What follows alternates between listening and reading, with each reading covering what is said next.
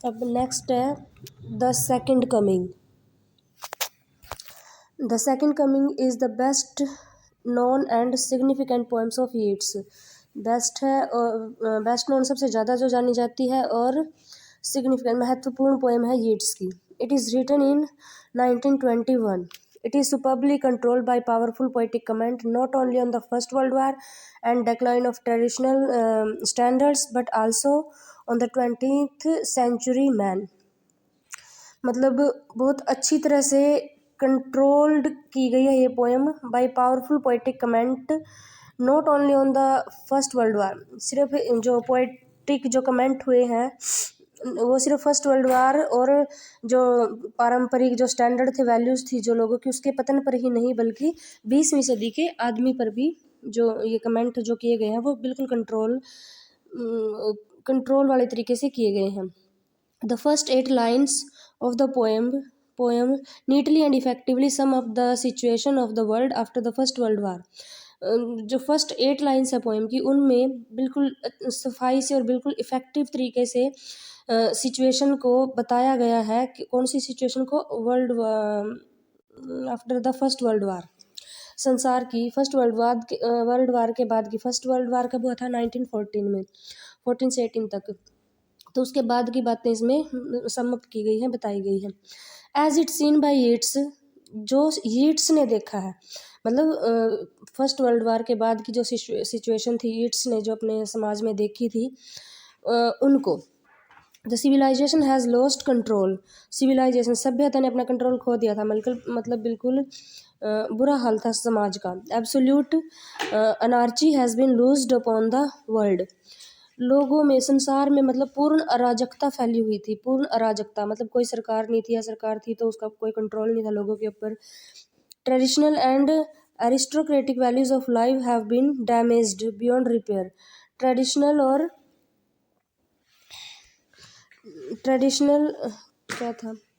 Traditional and aristocratic value पारंपरिक और जो कुलीनता के संस्कार थे मतलब जो लोगों में वो संस्कारी जो जीवन था पारंपरिक जो जीवन था have been damaged beyond repair.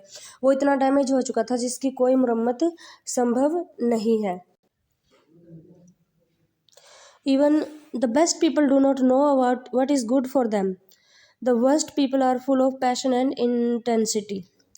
तो जो सबसे अच्छे लोग थे उनको नहीं पता था कि उनके लिए क्या अच्छा है और जो बुरे लोग थे वो पैशन जोश और गहनता से मतलब इंटेंसिटी जोश और ये जो बुरी बुरी चीज़ों में व्यस्त थे वो पूरे भरे पड़े थे। In other words an atmosphere of fantasism and violence has overtaken everything. मतलब पूरे समाज में क्या फैला हुआ था बिल्कुल जो वातावरण था वहाँ का भरा पड़ा था किससे फैंटासिज्म कट्टरता से भरा पड़ा था। ओवरटेक मतलब आगे निकले कट्टरता और वायलेंस हिंसा से भरा पड़ा था। The remaining 14 lines of the poem see all these signs as indication that second coming is round the corner. ये जो सारी सिचुएशंस थी परिस्थितियाँ थी अगली जो 14 लाइन ये दिखाती हैं कि ये सारी परिस्थितियाँ वो किसका चिन्ह थी सेकंड कमिंग का कि second coming around the corner है बिल्कुल नज़दीक है। सेकंड कमिंग क्या है ये जो समाज है जिस समाज की यहाँ पे बात हो रही है ये क्रिश्चियन समाज है और क्रिश्चियन जीसस क्राइस्ट का जब बर्थ हुआ था वो फर्स्ट कमिंग थी उनकी। अब वो जो सेकंड कमिंग बाइबल में दिखाया गया कि उनकी सेकंड कमिंग होने वाली है। सेकंड कमिंग का मतलब है कि वो अपने जो उसको मानने वाले लोग हैं जो उसको वो चूज़ करेगा उनको वो उठा लेगा मतलब जिंदा ही उठा के स्वर्ग ले जाएगा और जो बाकी जो दुनिया बच जाएगी जो पाप से भरी पड़ी है उनका बहुत ही बुरा हाल होने वाला है।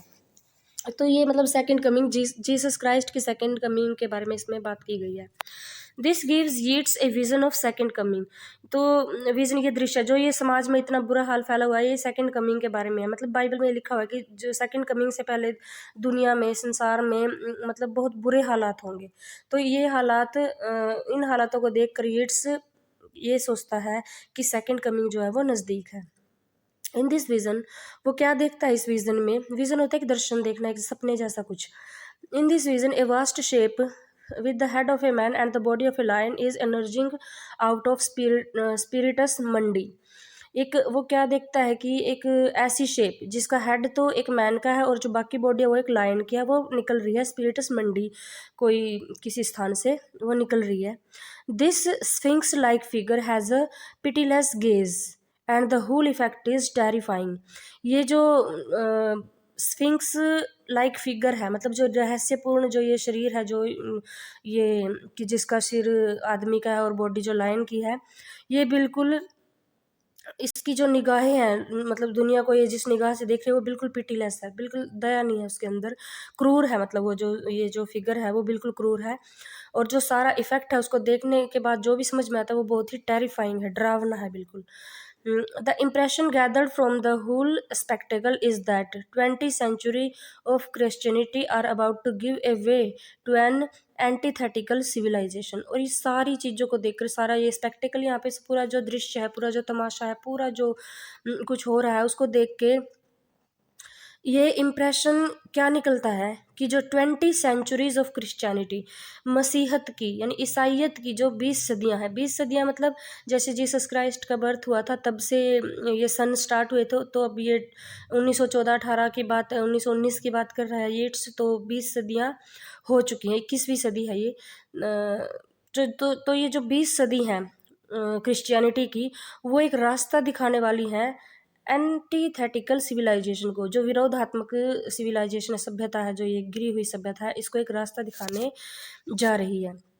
This poem represents the